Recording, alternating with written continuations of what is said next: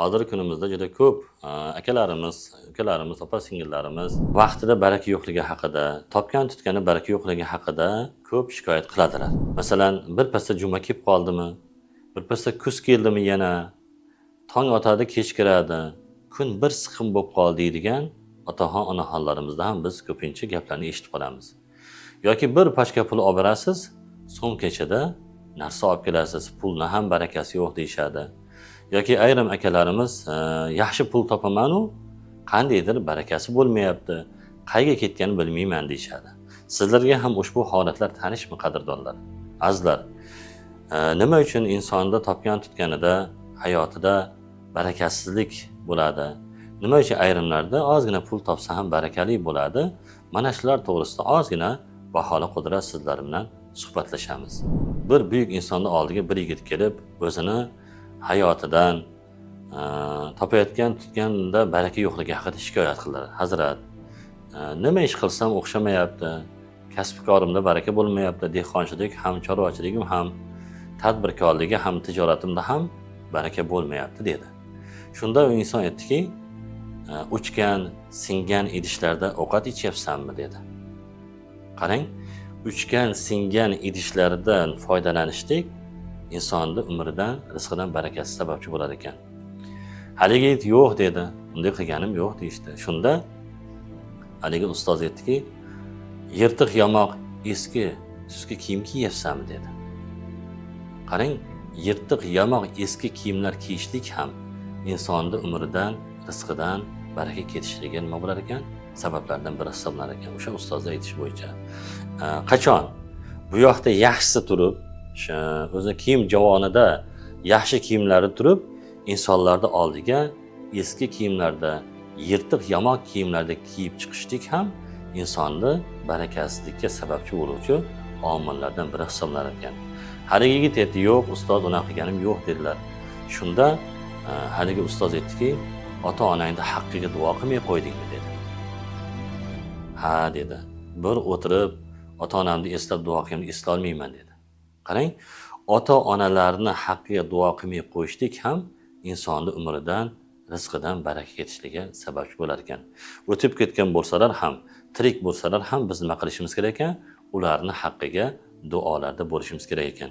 Ustozimiz aytadilar, boy bo'lmoqchimisiz, barakali bo'lmoqchimisiz deydi. Ana unda siz otangizni duosini oling va otangiz haqqiga duo qiling deydilar. Endi ilm egalari, ilmda yuksalmoqchimisiz?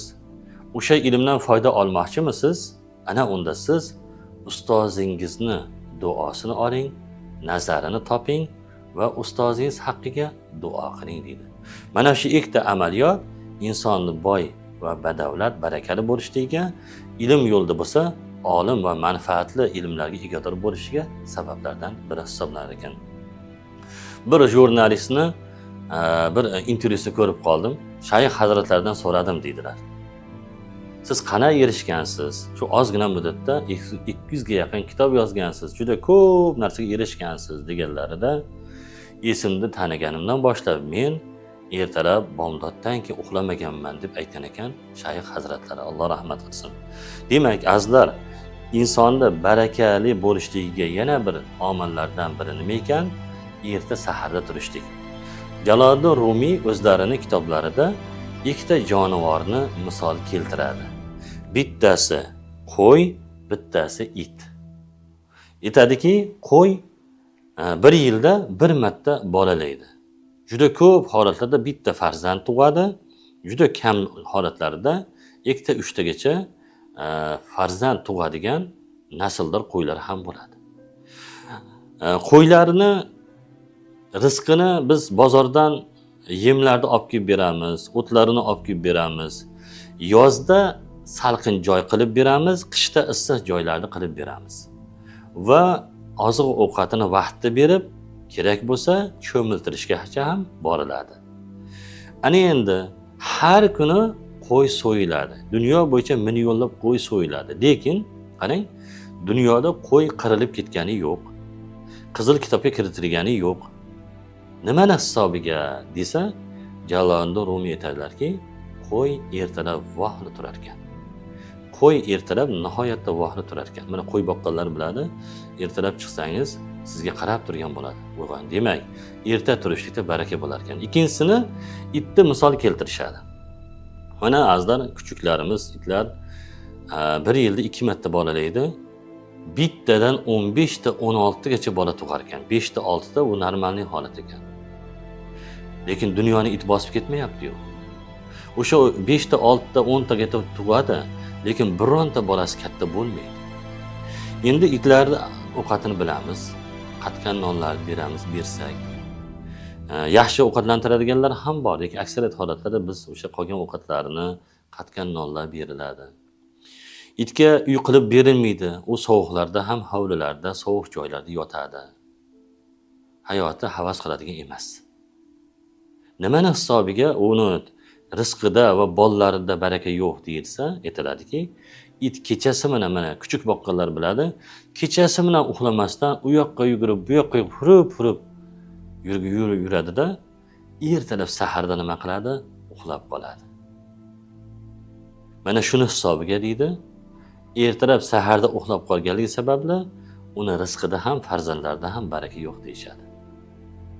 Ana endi Jalol Rumi aytadiki, siz qo'yga o'xshab barakatli bo'lib yashashni istaysizmi? Itga o'xshab barakasi bo'lib yashashingizni o'zingiz hal qiling. Agar siz barakatli bo'lishni istasangiz, xonadoningiz to'kin sochin, hayotingiz mazmunli, ko'p narsaga erishishni istasangiz, ertalab saharda turing deydi. Chunki payg'ambarimiz dedilar, ummatimni sahariga baraka bergin deganlar. Ana bu duo bo'ladi. Qaysi ummatlarga? O'sha saharda turgan ummatlarga mana shu baraka bo'ladi. Azizlar, yana bir ma'naviyat ustozlari aytadiki, insonni hayotida baraka bo'lishligi, insonni topgan tutganda barakatli va mazmunli, ma'noli o'tishligi hayoti nimasiga bog'liqdi? Uni e'tiqodiga, iymoniga, taqvosiga bog'liq deyshadi ma'naviyat ustozlari. Bir joyda bir ustozni eshitib qoldik. Qo'qon shahrida bo'lgan ekan. Qo'qon shahrida bir izdihomda, bir to'yda o'tirgan paytlarida bir tadbirkor akamiz gapdan gap chiqib, baraka haqida, tadbirkorlik haqida, biznes haqida suhbatlashib o'tirgan paytlarida so'z boshlabdilar. Meni pulimni sanog'i bor. Meni pulimni sanog'i bor, lekin akamniki behisob. Nima uchun meni pulimni sanog'i borligini ham bilaman. Akamniki nima uchun behisob ekanligini ham bilaman degan javobda aytibdilar. Shunda yonida o'tirganlar, nima uchun sizniki hisobli-yu, akangizniki behisob deganlarida aytibdi. Biz maktabni bitirdik, 17, 18, 19 ga kirdik. Biz ish boshladik. Tijoriy ishlarni boshladik. Koppon bozor bor Qo'qonda. Men Koppon bozorda meva-cheva sotaman. Akam sabzavot sotadi. Biz yoshmiz. Sekin-sekin 3-4 so'm pul topishni boshladik. Qo'limizga pul tushdi boshlagan paytida otamda bir odat paydo bo'ldi. 2 oyda, 3 oyda, 4 oyda bir o'sha ishdan kelishimizga pul so'raydigan bo'lib qoldi. O'g'lim menga pul kerak. Bo'lmasa dadamning tijorati bor, lekin bizdan pul so'rardi. Keyin men aytardim, "Xo'p, dada qancha kerak?" 3 so'm kerak, 5 so'm kerak, 10 so'm kerak. Mana dada bo'ladimi 5 so'm? Ha, bo'ladi. 10 so'm yetadimi? Ha, yetadi. Men beraman deydi. Ki akamdan ham so'raymi yoki mendan olyaptimi deb paylayman deydi. Akasi kelar ekan.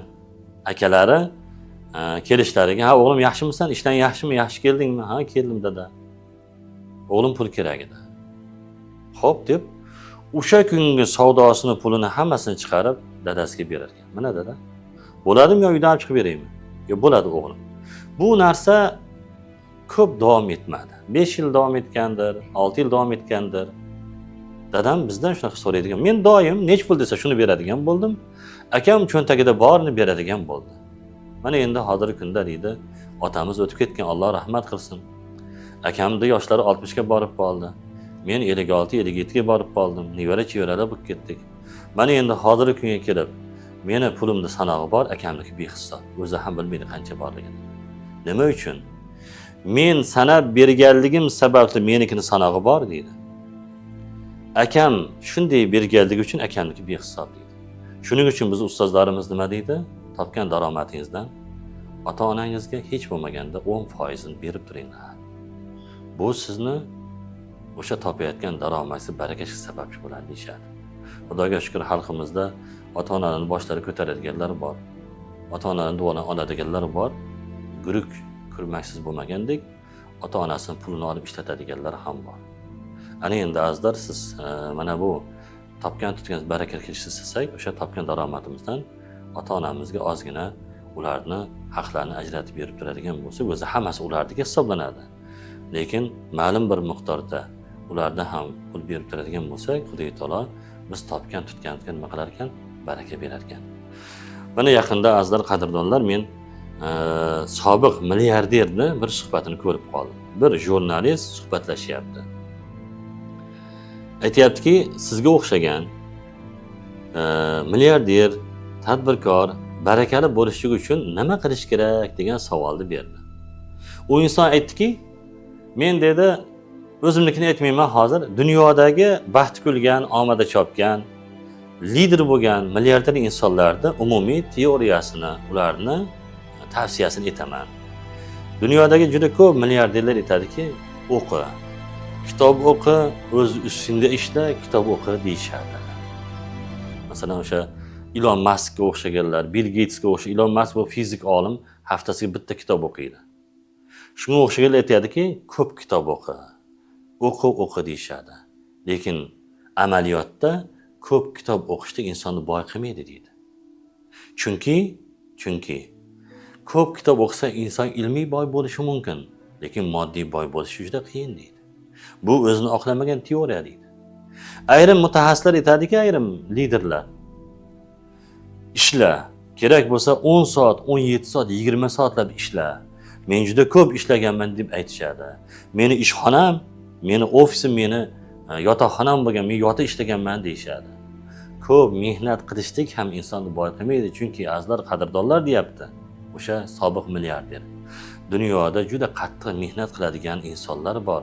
12 soatlab, 16 soatlab mehnat qiladigan, og'ir mehnat qiladigan aka-ukalarimiz, opa-singillarimiz bor. Lekin ular zo'rg'a tirishchilikni o'tkazadilar. Ko'p mehnat qilishlik ham nima qilmaydi deydi? Insonni boy qilmaydi deydi. Uchinchi turdagi liderlar, milliarderlarning so'zi bor. Masalan, Jek Maga o'xshaganlar aytadiki, men juda ko'p omadsizlikka uchraganman, lekin taslim bo'lmaganman deb aytishadi.